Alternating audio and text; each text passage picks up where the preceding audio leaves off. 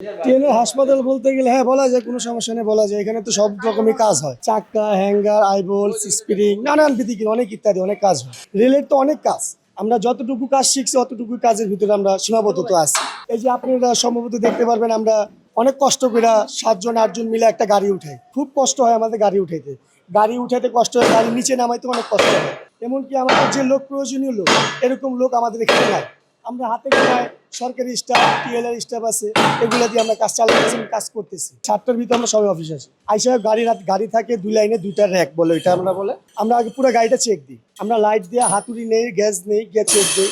চাক্কা বাড়ি দিতে গেলে আমরা বুঝি, একটা টন শব্দ হয়, একটা দেব শব্দ হয়, চাক্কা সাউন্ড, এটাকে সাউন্ড বলে।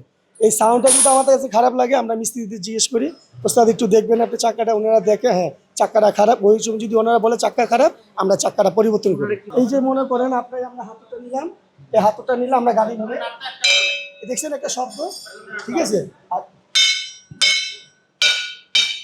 আছে ডিপ শব্দ, এরকম মনে করেন শব্দ। এই শব্দটা আপনি ড্যাব একটা শব্দ হবে, যেমন এটা শব্দ দেখছেন, এটা একটা ড্যাব শব্দ হবে, তবে বোঝা যাবে এই চাক্কাটা খারাপ। এই সাইড দিয়ে আপনার অনেক সময় আছে এই সাইডের কিনার দিয়ে পাউডার ছেড়ে, লাল পাউডারের মতো ছেড়ে। এই পাউডারগুলো ছাড়লে আমরা বলি অনেক সময় লুজ টায়ার, অনেক সময় যে ফ্রান্সটা চিকুন হয়ে গেলে আমাদের যে গ্যাস আছে এখানে ধরি, আমরা ধরলে বোঝা যায় ফিল, এভাবে আমরা বুঝি। আমাদের এই গাড়িটা একটা আছে একটু, আমরা একটু ঝামেলা হয়ে গেছে, একটু দেরি হয়ে গেছে, এই কারণে আমরা একটু আমাদের দেরি হচ্ছে। না আমাদের রাত দিন 24 ঘন্টা আমরা সবসময় আমাদের মোবাইল খোলা থাকে। আমরা গাড়ির তো মনে করেন অ্যাক্সিডেন্টও বলে আসে না, যে সময় অ্যাক্সিডেন্ট হয় বা কোনো কিছু হয়, আমরা রাত্র হোক, বৃষ্টি বা তুফান নাই, আমরা সবসময় প্রস্তুত আছি। এই যে এখন থেকে এখানে কাজ করে চলে যাবো বাসায়, এমনও হইতে পারে মিস্ত্রি ফোন দিছে, এই তাড়াতাড়ি আসে, অমুক জায়গায় গাড়ি পড়ছে বা অ্যাক্সিডেন্ট হয়েছে, ওই টাইমে আমাদের যে মুহূর্তে আছে আমরা ওখানে চলে যেতে পারি।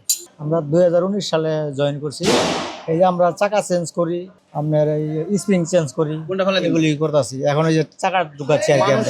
আমরা সকালে 2টা র্যাক চেক করি, চেক করে যদি কোনো গাড়ির সমস্যা পাই তাহলে ওই গাড়িগুলো শার্নিং করে নিয়ে আসি। এই জায়গায় শার্নিং করে নিয়ে এসে যে চাকা খারাপ, চাকা বদলাইতেছি। আমার 38 বছর চাকরি।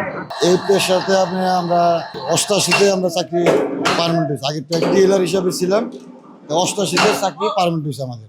আমরা সরকারিভাবে আছি।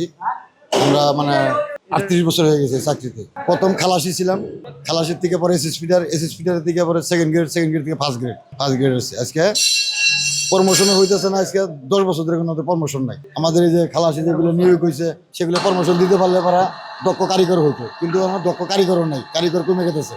আমাকেও আমরা রিটায়ার করলে পারা শেষ, আমরা বলতোই কোনো কাজের লোক দক্ষ কারিগর নাই। আসলে রেলগাড়ি অন্য সব যানবাহনের মতো এটারও শিডিউল মেনটেনেন্স হয়, এটা হয়তো মানুষের বাইরের লোক জানে না। আমরা এটা ওপেন লাইন বলে, আর সৈয়দপুর এবং পাহাড়তলি এটা হলো আমাদের কারখানা। এখানে হেভি রিপেয়ার হয়, আর এখানে হচ্ছে হালকা রিপেয়ারগুলো হয়। এই হালকা রিপেয়ারেরও নিয়ম আছে।